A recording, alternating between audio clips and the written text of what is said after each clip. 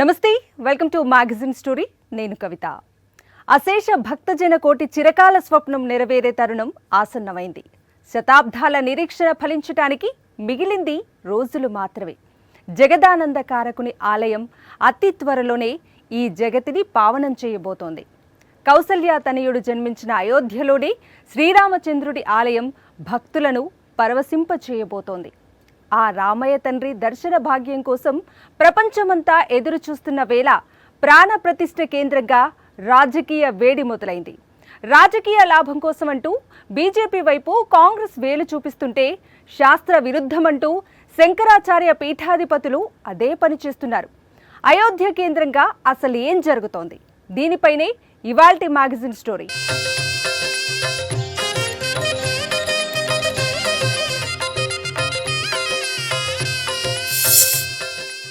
అందరి బంధువయ్య ఆ అయోధ్య రామయ్య అంటూ ప్రపంచవ్యాప్తంగా ఉన్న అఖండ భక్తజన కోటి పరవశించిపోతోంది.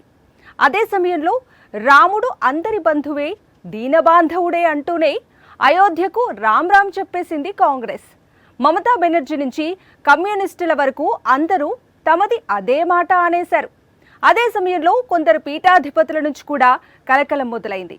అయోధ్యలో బాలరాముడి ప్రాణ ప్రతిష్ఠకి తాము హాజరు కావటం లేదని తేల్చేశారు. రామ మందిరం చుట్టూ రాజకీయ సెగలు ఎందుకు రాజుకుంటున్నాయి? ఒకటే బాణం, ఒకటే ధర్మం, ఒకటే మాట. ఉత్తమ జీవితానికి, అత్యుత్తమ పాలనకు నిలువెత్తు నిదర్శనం శ్రీరామచంద్రుడు. ఆ దేవదేవుడే రాముడిగా అవతరిస్తే ఆయన పాదధూళితో తరించిన పవిత్ర పుణ్యక్షేత్రం అయోధ్య.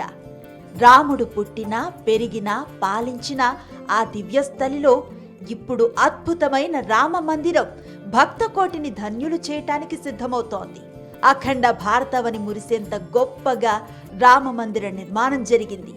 అయోధ్య రామాలయంలో ప్రాణప్రతిష్ఠ జరగటానికి ఇక మిగిలింది కేవలం రోజులు మాత్రమే. జనవరి 22 ప్రపంచవ్యాప్తంగా ఉన్న హిందువుల నిరీక్షణ ఫలించే రోజు.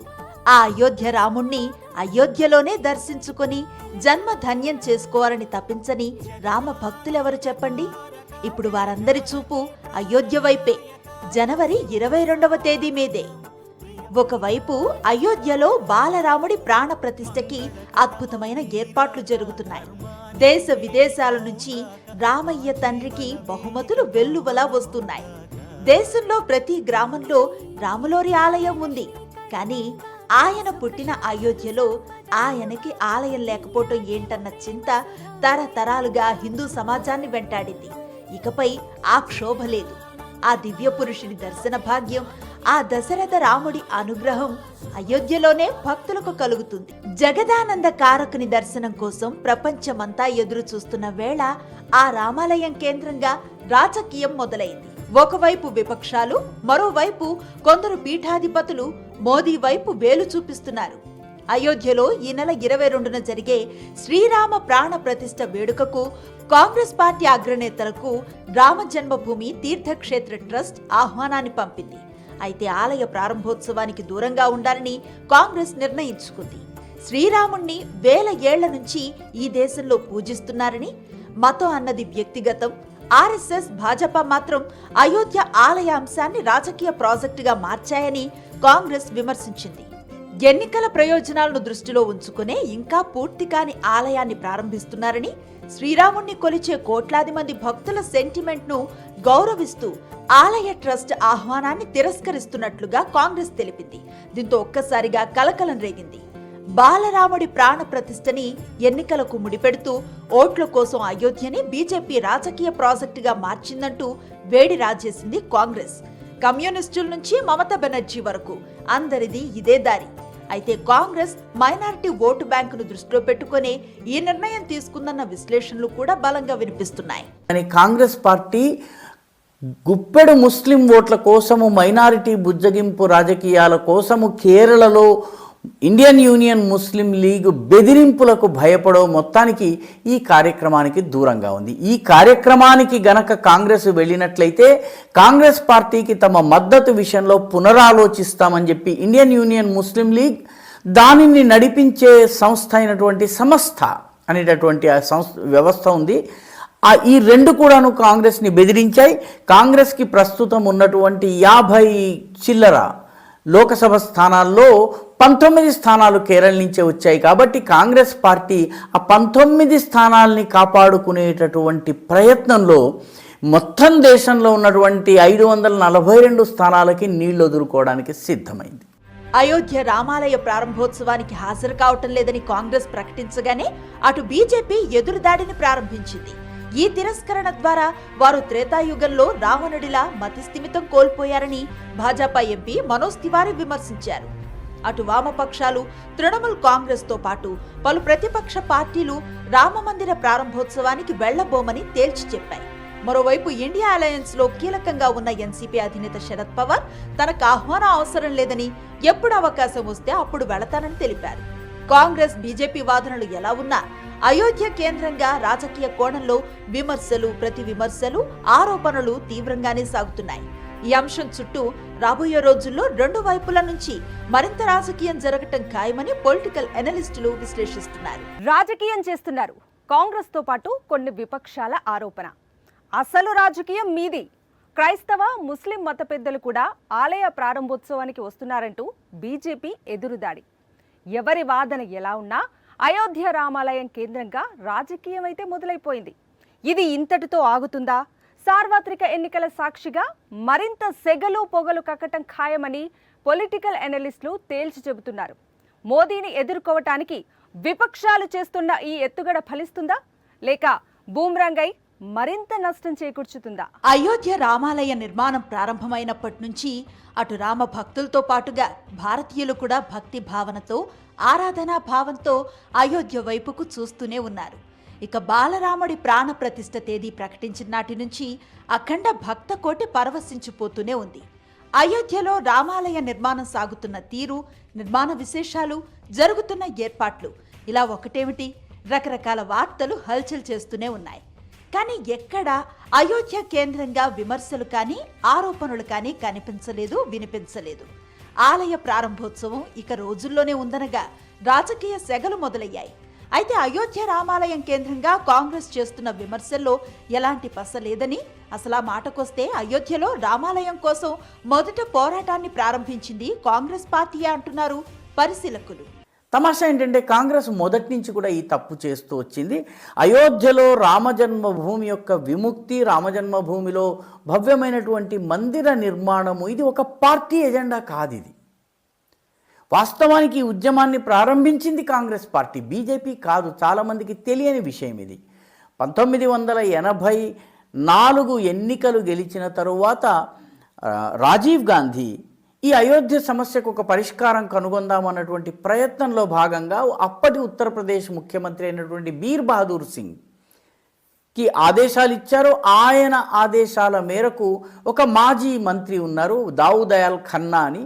ఆయన ఈ అయోధ్య మందిరానికి ఉన్నటువంటి తాళాలను తీయాలి, అప్పటి వరకు బాలరాముడి విగ్రహము బాబరీ కట్టడం అని చెప్పేటటువంటి కట్టడంలో బందీగా ఉండేది. ఆ తాళాలు తీయాలని చెప్పి ఉద్యమం చేపట్టడం జరిగింది. రామజానకి యాత్రను తీయడం జరిగింది. ఉత్తరప్రదేశ్ అంతా ఈ యాత్ర తిరిగింది. దావుదయాల్ ఖన్నా పలు చోట్ల ప్రసంగాలు చేశారు. రాముడి ఉనికినే కొట్టివేసిన చరిత్ర ఉన్న కాంగ్రెస్ కి ఆలయ ప్రారంభోత్సవాన్ని బహిష్కరించడం పెద్ద విషయం ఏం కాదని బీజేపీ తేల్చి చెబుతోంది. ముస్లిం మత పెద్దలు, క్రైస్తవ మత పెద్దలు కూడా జనవరి 22వ తేదీన జరిగే ప్రాణ ప్రతిష్టకు హాజరవుతున్నారని, హిందుత్వాన్ని రాజకీయం చేయటమే ఆనవాయితీగా పెట్టుకున్న కాంగ్రెస్ కొత్త కుట్రలకు తెరతీస్తోందని కేంద్ర మంత్రి కిషన్ రెడ్డి విమర్శించారు. అయోధ్య రామాలయ అక్షింతల పంపిణీ చేస్తూ ఉంటే సికింద్రాబాద్ పోలీసులు కేసు నమోదు చేశారని, కాంగ్రెస్ పార్టీ వైఖరికి ఇదొక చిన్న ఉదాహరణ మాత్రమే అని ఆయన విమర్శించారు. గత 75 సంవత్సరాలుగా రాముడి యొక్క ఉనికినే కొట్టివేసినటువంటి చరిత్ర కాంగ్రెస్ పార్టీ. సుప్రీంకోర్టులో, అలహాబాద్ కోర్టులో దీనికి సంబంధించినటువంటి న్యాయస్థానాల ముందు వాదనలు జరుగుతున్నప్పుడు అయోధ్య సమస్య పరిష్కారం కాకూడదని, అయోధ్యలో రాముడి ఆలయ నిర్మాణం కాకూడదని, అసలు రాముడు అనేటువంటి వాడు ఉన్నాడా, అసలు అయోధ్య ఏంటి, రాముడేంటి, అనేక రకాల వితండ వాదాలు చేస్తూ అఫిడవిట్ దాఖలు చేసినటువంటి చరిత్ర కాంగ్రెస్ పార్టీ హయాంలో ఆనాటి ప్రభుత్వాలది. రామజన్మభూమి తీర్థక్షేత్ర పంపిన ఆహ్వానానికి కాంగ్రెస్ సానుకూలంగా స్పందించుంటే ఏం జరుగుతుందన్న చర్చ కూడా దేశవ్యాప్తంగా ఆసక్తిని రేపుతోంది. అయోధ్యలో జరిగే ప్రాణప్రతిష్ఠకి ముస్లిం మత పెద్దలతో పాటుగా క్రైస్తవ మత పెద్దలు కూడా హాజరవుతున్నారు. మైనారిటీ ఓటు బ్యాంకును దృష్టిలో ఉంచుకుని వెళ్లకూడదని కాంగ్రెస్ నిర్ణయించుకునుంటే కార్యక్రమానికి హాజరవుతున్న ఆ మత పెద్దలకు లేని సమస్య కాంగ్రెస్కి ఎందుకు వస్తుందన్న చర్చ కూడా జోరుగా సాగుతోంది. అయోధ్య నుంచి వచ్చిన ఆహ్వానాన్ని తిరస్కరించడం వల్ల కాంగ్రెస్కి నష్టం తప్ప లాభం ఉండదన్న వాదన తన బలాన్ని పెంచుకుంటోంది. అదే సమయంలో అంతర్లీనంగా ఒక పొలిటికల్ లైన్ ప్రతిపక్షాలు తీసుకోక తప్పని పరిస్థితి ఏర్పడిందని, ఆ క్రమంలోనే కాంగ్రెస్తో పాటు విపక్షాలు ఆ విధంగా స్పందించాయని విశ్లేషణలు కూడా వినిపిస్తున్నాయి. రాకపోయినా రాజకీయం చేస్తున్నప్పుడు వచ్చినా రాజకీయం చేస్తున్నారు. ఎందుకంటే నాయకుడు ఆల్రెడీ వ్యాఖ్యానించాడు, రండి అయోధ్యకు చూపెడతాం, రామ మందిర నిర్మాణం మోడీ నాయకత్వంలో ఎలా సాధ్యమైందో చూపెడతామన్నారు. రాకపోతే మీకు రాముల వారి మీద భక్తి లేదు అంటున్నారు. అందువల్ల ప్రతిపక్షాలు ఏం చేయాలి? అందువల్ల ఒక సూత్రప్రాయమైన పొలిటికల్ లైన్ను ప్రతిపక్షాలు తీసుకోవాల్సిన పరిస్థితి ఏర్పడింది. ఒకటి, మతం అనేది వ్యక్తిగతమైంది, అది వ్యక్తిగత విశ్వాసాలకు సంబంధించింది. మందిరానికి ఎవరు ఎప్పుడు వెళ్తారన్నది రాజకీయంగా నిర్ణయించాల్సింది కాదు. వారి వారి భక్తి శ్రద్ధలను బట్టి వారి వెసులుబాటును పెట్టి వెళ్తూ ఉంటారు. కేవలం హిందువులు భారతీయులు మాత్రమే కాదు, ప్రపంచ దేశాలు కూడా ఇప్పుడు అయోధ్య వైపుకు చూస్తున్నాయి. ఆలయ నిర్మాణం నుంచి ప్రాణ ప్రతిష్ఠకు జరుగుతున్న ఏర్పాట్ల దాకా ప్రతి ఒక్క అంశం కూడా ఎంతో ఆసక్తిని రేపుతోంది. ఆధ్యాత్మిక భావోద్వేగాలను ప్రసరింపచేస్తోంది. ఈ తరుణంలో ఒక్కసారిగా మొదలైన ఈ వివాదం కాస్తగా పెరిగి పెద్దదవుతోంది. సార్వత్రిక ఎన్నికల నేపథ్యంలో ఈ సెగ అప్పుడే చల్లారటం కష్టమని రాజకీయ పరిశీలకులు స్పష్టం చేస్తున్నారు. ప్రతిరోజు ప్రత్యేక పూజలు, యజ్ఞ యాగాదులు. అయోధ్య రామాలయ ప్రారంభోత్సవానికి వారం ముందు నుంచే ప్రాణప్రతిష్ఠ ఉత్సవాలు ప్రారంభమవుతాయి. జనవరి 16వ తేదీ నుంచి అయోధ్య మరింత ఆధ్యాత్మికంగా వెలిగిపోనుంది. బాలరాముడిగా భక్తులను ఆ దివ్యమూర్తి ఆశీర్వదించే క్షణం కోసం అందరూ ఎదురు చూస్తున్న వేళ అటు పీఠాధిపతుల కేంద్రంగానూ అలజడి రేగుతోంది. ప్రాణప్రతిష్ఠ శాస్త్ర విరుద్ధంగా చేస్తున్నారంటూ శంకరాచార్య పీఠాధిపతులు చేస్తున్న విమర్శల్లో నిజమెంత? అయోధ్య రామాలయ ప్రారంభోత్సవం కేంద్రంగా అటు రాజకీయంగా సెగరాజుకుంటున్న వేళ ఇటు పీఠాధిపతుల కేంద్రంగా కూడా అలజడి రేగింది. జగద్గురు ఆదిశంకరాచార్యులు నెలకొల్పిన 4 ప్రముఖ పీఠాల అధిపతులు రావటం లేదని మొదట ప్రచారం జరిగినా అందులో వాస్తవం లేదని తేలింది. గుజరాత్లోని ద్వారకా శారద పీఠాధిపతి స్వామి సదానంద సరస్వతి, అలానే కర్ణాటకలోని శ్రీ శృంగేరి శారద పీఠాధిపతి భారతీ తీర్థ అయోధ్యలో జరిగే ప్రాణ ప్రతిష్ఠ కార్యక్రమానికి రావటానికి సుముఖతను వ్యక్తం చేశారు. అదే సమయంలో ఉత్తరాఖండ్లోని జ్యోతిర్మఠ్ పీఠాధిపతి అవిముక్తేశ్వరానంద సరస్వతి, ఒరిస్సాలోని గోవర్ధన మఠం పీఠాధిపతి నిశ్చలానంద సరస్వతి ప్రాణ ప్రతిష్ఠ కార్యక్రమానికి రావటం లేదని ప్రకటించారు. ఈ వేడుకను శాస్త్రాలకు విరుద్ధంగా నిర్వహిస్తున్నారని, ఆలయ నిర్మాణం ఇంకా అసంపూర్తిగా ఉన్నప్పుడు ప్రాణప్రతిష్ఠ ఎలా చేస్తారని జ్యోతిర్మఠ్ పీఠాధిపతి అవిముక్తేశ్వరానంద సరస్వతి ప్రశ్నిస్తున్నారు. మరోవైపు ఈ కార్యక్రమం నరేంద్ర మోదీ నాయకత్వంలో జరగటానికి వీల్లేదని, అది శాస్త్ర విరుద్ధమని ఒరిస్సాలోని గోవర్ధన మఠం పీఠాధిపతి నిశ్చలానంద సరస్వతి చెబుతున్నారు. అయితే పీఠాధిపతుల వాదనలు విశ్వ హిందూ పరిషత్తో సహా అనేక మంది ఖండిస్తున్నారు. ప్రాణప్రతిష్ఠ కార్యక్రమంలో మోదీ పాత్రని పీఠాధిపతులు పొరపాటుగా అర్థం చేసుకున్నారని, కార్యక్రమానికి నాయకత్వం వహించేది మోదీ కాదని స్పష్టం చేస్తున్నారు. ఎక్కడ పీఠాధిపతులు కూడా వచ్చి పక్కన కూర్చుంటారు, కానీ ఆ సిద్ధాంతులో ఉన్న వాళ్ళే చేస్తారు, పురోహితులో ఉన్న వాళ్ళే చేస్తారు. వీళ్ళు ఏమనే వాళ్ళకి చెప్తాడు, మనం ఇంట్లో ఉన్నామండి, ఇంట్లో పూజ చేసుకుంటాం, మన తరఫున ఆ పూజారే చేస్తాడు, మనమే యజమానైనా, కానీ ఎక్కడో ఒక దగ్గర యజమానిత ఉండాలి. ఇక్కడ మీరు అనుకుంటున్నారు కమిటీ వల్ల ఒక 5 మంది వేరే వాళ్ళని కూర్చుండబెట్టి ఆ దంపతులతో చేయిస్తున్నారు. ఆ రోజు మాత్రం ప్రాణప్రతిష్ఠ ఈయన మన ఒక దేశానికి ప్రధాని కాబట్టి ఆయన అట్లా వాయించారు, కానీ ఆయనగా నాయకత్వం వహిస్తుంది ఖచ్చితంగా. వేరే వాళ్ళు ఉన్నారు, వాళ్ళు 16 తారీఖు మొదలవుతుంది, 16 తారీఖు లేడే, 16 తారీఖు నుండి వాళ్ళంతా కూడా ఉపాసం ఉండి చేస్తారు. అట్లా 5 దంపతులు ఉన్నాయి అక్కడ, వాళ్ళు ఉపాసం ఉండి వాళ్ళు క్రియాకర్మ అంది చేసేదంతా వాళ్ళ ఆధ్వర్యంలో జరుగుతుంది. కానీ ఏదో పెద్దగా పిలిచినందుకు ఆయన అక్కడ నిలబడతాడు అంతే. పెద్ద మనిషి ఇప్పుడు మన ఇంట్లో కూడా ఎవరైనా గృహప్రవేశాన్ని పిలుస్తాం, పూజలన్నీ చేస్తాం, ఆవుని తిప్పుతాం, సత్యనారాయణ వ్రతం అవుతుంది. కానీ మనం పెద్ద మనిషి ఎవరైనా ఆయనకి చేతికి కొబ్బరికాయ ఇస్తాం, కొడతాడు, ఆయన కొట్టి లోపలికి వస్తాడు. సేమ్ మన ఎవరైతే ప్రధాని గారు ఉన్నారో అదే చేస్తున్నారు, కానీ ఆయన ఆధ్వర్యం వహించట్లేదు. విపక్షాల ఆరోపణల కేంద్రంగా, అయోధ్య కేంద్రంగా రాజకీయం వేడెక్కుతున్న తరుణంలో పీఠాధిపతులు కూడా ప్రాణప్రతిష్ఠకు హాజరు కావని చెప్పడంతో ఒక్కసారిగా అలజడి రేగింది. మొదట 4 పీఠాధిపతులు హాజరు కావటం లేదని ప్రచారం సాగినా చివరకు అవిముక్తేశ్వరానంద సరస్వతి, నిశ్చలానంద సరస్వతి మాత్రమే తమ అభ్యంతరాలను తెలిపారు. అయితే ప్రాణప్రతిష్ఠ జరగటానికి ఇంకా సమయం ఉందని, ఈలోపంతా సర్దుకుంటుందని జగద్గురు ఆదిశంకరాచార్యులు నెలకొల్పిన 4 ప్రముఖ పీఠాధిపతులు ఆలయ ప్రారంభోత్సవంలో పాల్గొంటారని రామ భక్తులు ఆశాభావాన్ని వ్యక్తం చేస్తున్నారు. పీఠాధిపతులు కేంద్రంగా రేగిన వివాదం సంగతి పక్కన పెడితే విపక్షాలకు బీజేపీకి మధ్య అయోధ్య కేంద్రంగా మొదలైన మాటల యుద్ధం ఇంకెన్ని మలుపులు తిరుగుతుందో అన్నది చర్చనీయాంశంగా మారింది.